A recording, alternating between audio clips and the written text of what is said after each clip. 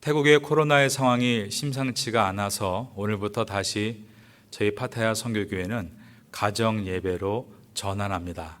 거룩한 주일에 가정에서 예배를 드리신 여러분 모두에게 하나님의 은혜와 사랑이 함께 하시기를 예수님의 이름으로 축원합니다. 하나님께서 만드신 공동체가 두 개가 있습니다. 하나는 가정이고 또 하나는 교회입니다. 하나님의 창조 사역의 최고 절정에 가정을 창조하셨고 하나님의 구원의 사역의 최고의 절정으로 교회를 창조하신 것입니다. 이 두 가지는 하나님께서 만드신 공동체이기 때문에 어두움의 세력은 항상 이 두 가지를 두려워하고 무너뜨리려고 하는 도전을 합니다. 오늘날 생태계가 파괴되는 것이 무척 심각하다라고 말하지만 자연 생태계가 파괴되는 것보다 더 심각한 것은 사실은 가정의 생태계가 파괴되고 있는 것입니다. 파괴를 넘어서서 붕괴 직전이라고까지 말할 수 있겠습니다. 가정의 위기는 단순히 가정의 위기로 끝나는 것이 아니라 교회의 위기로 이어집니다. 그 이유는 가정이 작은 교회라면 교회는 큰 가정이기 때문입니다. 그래서 가정은 작은 교회처럼 거룩한 공동체를, 교회는 큰 가정처럼 정겨운 공동체가 되어야 하는 것입니다. 아내는 남편을 존중하고 남편은 아내를 사랑하고 자녀는 부모를 순종하고 부모는 자녀를 믿음으로 양육하라. 이것이 오늘 에베소서 본문의 말씀입니다. 부인 집사님이 예수를 믿지 않는 남편에게 교회를 가자고 한참을 졸랐다고 합니다. 그러자 남편이 교회 가면 무슨 좋은 일이 있느냐라고 물었습니다. 아내가 말하기를 교회 가면 천국에 갈 수 있다라고 했습니다. 그러자 남편이 내가 천국에 가면 거기에 당신도 있느냐라고 물었습니다. 아내가 그렇다고 했더니 남편이 말하기를 그러면 나 교회 안 가겠다 이렇게 말했다는 것입니다. 성도 여러분, 여러분은 어떤 부부관계를 유지하고 계십니까? 사람에게는 누구나 두 가지의 큰 욕구가 있습니다. 첫 번째는 인정받고 싶은 욕구가 있고 두 번째는 사랑받고 싶은 욕구가 있습니다. 남자는 인정받고 싶은 욕구가 크고 여자는 사랑받고 싶은 욕구가 큽니다. 남편을 존경하라고 에베소서에서 말씀하고 있는 것은 남편이 더 잘났기 때문에, 남편이 더 지혜롭기 때문에 남편에게 무조건 복종하라고 말하는 것은 아닙니다. 그것이 하나님께서 세우신 창조의 원리이고 그분께서 기뻐하시는 뜻이기 때문에 부족한 것이 많아도 남편에게 복종하고 하나님 말씀대로 가는 것입니다. 지금 화면을 보고 있는 여성분들이 남편을 그렇게 존경한다, 동의하시면 아멘 해주시기 바랍니다. 재미있는 이야기가 있습니다. 아내에게 꼼짝 못하는 왕이 있었다고 합니다. 자신이 공촉을 하는 것이 부끄러웠던 이 왕은 자기가 데리고 있는 신하들은 집에서 어떤 상황인지 알고 싶었습니다. 그래서 하루는 궁전에 들어온 신하들을 모두 불러 모았습니다. 그리고 한쪽에는 빨간 깃발을 세워놓고 다른 한쪽에는 파란 깃발을 세워놓았습니다. 그리고 아내에게 꼼짝 못하는 신하들은 빨간 깃발에 가서 서고 아내에게 큰 소리 치는 신하들은 파란 깃발 앞으로 서라고 했습니다. 그래서 그 상황을 지켜봤는데 오직 한 사람만이 파란 깃발 앞에 서 있고 나머지 모든 신하들은 자신이 공초가라고 고백하면서 빨간 깃발 앞에 섰습니다. 왕은 유일하게 파란 깃발 앞에 서 있는 신하를 향해서 존경스러운 눈빛을 가지고 그대는 어떻게 아내를 그렇게 다스릴 수 있게 되었는가? 라고 물었습니다. 그러자 신하는 고개를 떨군 채 아무 말도 못하다가 다음과 같이 말했습니다. 왕이시여, 아니옵니다. 저 역시 공처가입니다. 다만 오늘 제가 입궐할 때 아내가 오늘은 사람 많은 곳에 절대 가지 말라고 했기 때문에 그 말에 순종해서 이렇게 파란 깃발 앞에 혼자 서 있는 것 뿐입니다. 이렇게 대답을 했습니다. 요즘 시대가 남편이 가정에서 아내에게도 존경받고 자식에게도 존경을 받아야 되는데 남편이 가서 일어나라 라고 하면 아이들이 일어나지 않다가 엄마가 일어나래 그러면 벌떡 일어나는 시대가 되고 말았습니다. 성경은 남편을 존경하라고 우리에게 말씀합니다. 왜 그런가? 1차적으로는 그것이 하나님이 기뻐하시는 창조의 질서이기 때문이고, 두 번째로는 아내가 남편을 세워주지 않으면 아이들이 땅의 아버지에 대해 왜곡하게 되고, 그것이 하늘의 아버지를 섬기는 일에 장애가 될 수 있기 때문입니다. 이것을 아내들은 기억해야 합니다. 허물이 많이 있음에도 불구하고 남편을 세워주는 것은 곧 자녀의 미래를 세워주는 것이 된다는 것을 성도 여러분들은 기억할 수 있기를 바랍니다. 남편들에게는 아내를 사랑하라라고 명령하고 있습니다. 복종하는 것도 어렵지만 사랑하는 것은 더 어렵습니다.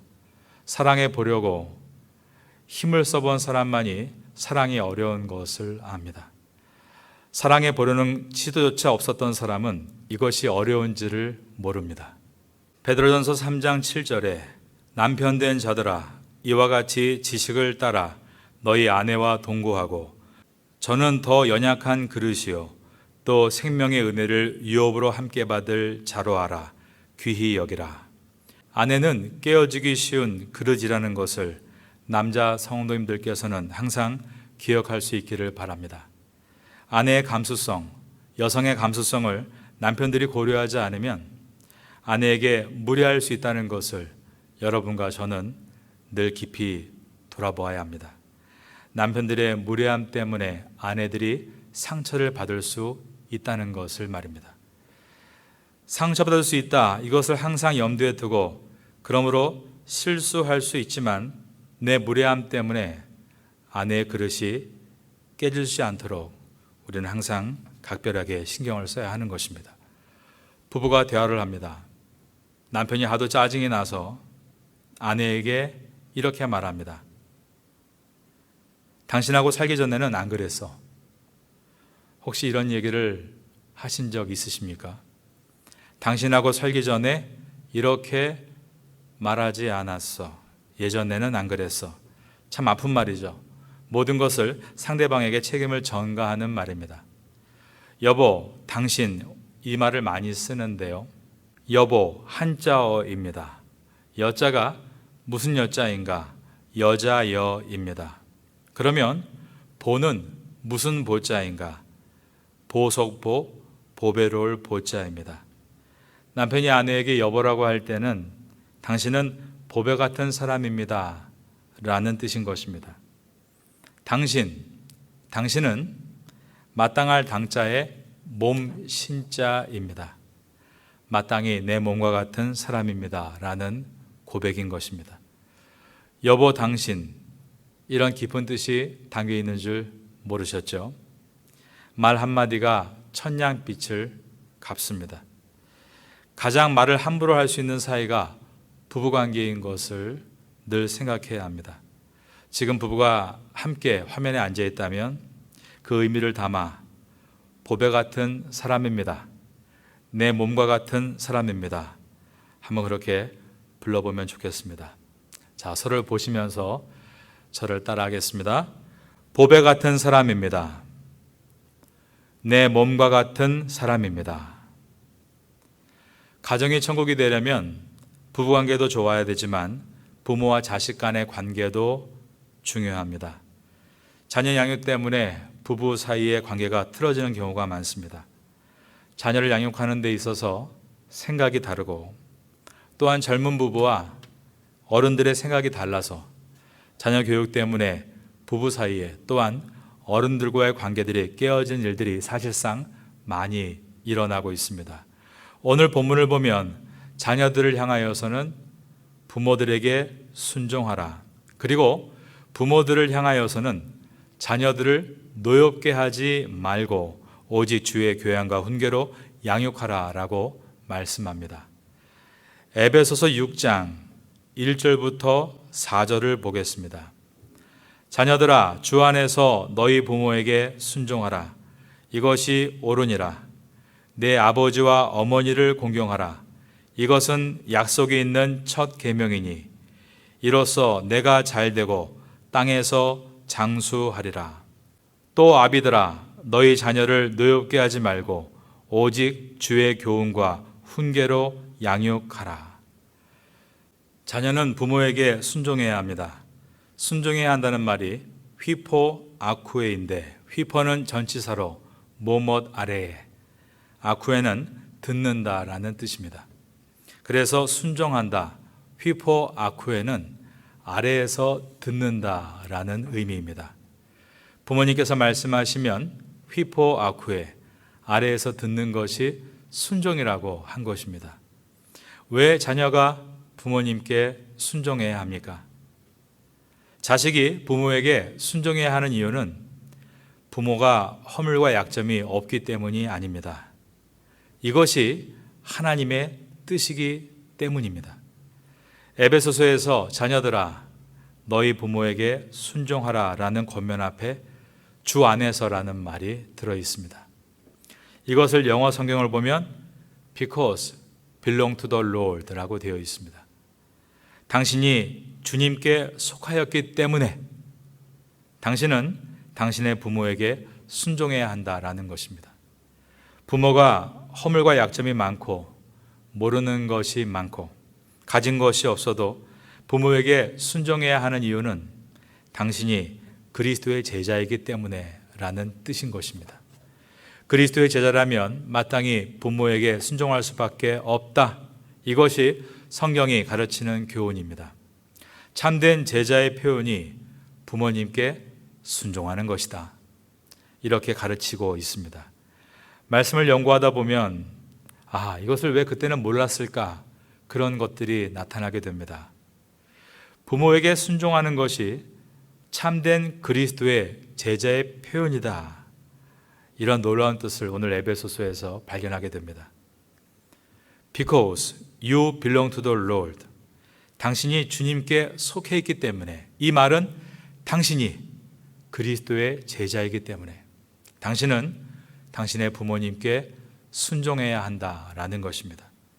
이 자리에 있는 모든 분들은 부모님께 순종할 수 있게 되기를 예수님의 이름으로 축원합니다. 반면에 부모는 자녀를 노엽게 해서는 안 됩니다. 이 시간에 에베소서 6장 4절 말씀을 다 함께 읽겠습니다. 시작. 또 아비들아, 너희 자녀를 노엽게 하지 말고 오직 주의 교훈과 훈계로 양육하라. 자녀를 노엽게 하지 말라는 것은 자녀를 징계하지 말라는 말은 아닙니다. 성경은 오히려 자녀가 잘못됐을 때는 징계해야 한다라고 말씀합니다. 자녀를 징계하는 것이 자녀를 노엽게 하는 것은 아닙니다. 자녀가 언제 노여워하는가? 그것은 부모님의 태도가 옳지 않을 때입니다. 내 뱃속에서 난 내 자식이다. 이것이 지나치면 자녀를 노엽게 할 수 있습니다. 내 뱃속에서 난 내 자식이기 전에 내 뱃속에서 잉태시켜 주신 하나님의 자식임을 잊지 말아야 합니다. 제일 내려놓기 어려운 집착이 자녀입니다. 우리 한국 분들 얼마나 자녀 교육에 신중합니까? 정말 목숨을 거는 분들이 많습니다. 그것 때문에 기러기 아빠가 되고 자기 사업보다, 가정보다 자녀 때문에 어느 나라 또는 어느 지역으로 이동해서 머무르는 경우도 있습니다. 그런데도 실패할 때가 있다는 것입니다. 첫 번째 이유가 자녀를 내 자식이라고 생각하기 때문입니다. 자녀에 대한 이해가 잘못되어 있는 것이죠. 자녀는 하나님의 자식입니다. 그러면 나는 무엇인가? 나는 하나님께로부터 자녀를 위탁받은 자로서 자녀를 책임지고 돌보는 사람입니다. 그리고 자녀 교육의 목적은 세상에서 성공하게 키우는 것이 자녀 교육의 목적이 아니라 그리스도의 사람으로 키우는 것이 자녀 교육의 목적입니다. 자녀들이 무슨 대학을 가면, 또 어떤 직장을 얻으면, 샐러리가 얼마면, 또 누구와 결혼하면 다 잘 되면 좋겠죠. 그것이 나쁜 일이라고 말할 수 있겠습니까? 그러나 그것이 자녀 교육의 목적은 될 수 없다라는 것입니다. 자녀 교육의 목적은 자녀가 그리스도의 사람이 되도록 키워가는 데 있습니다. 저는 파테아 선교교회의 모든 성도님들이 이 두 가지의 일치를 갖기를 바랍니다. 그것은 자녀를 향한 정체성은 나의 자녀이기 전에 하나님의 자녀라는 것과, 두 번째로 자녀 교육의 목적은 그리스도의 사람으로 키운다는 것에 있다는 것을 말입니다.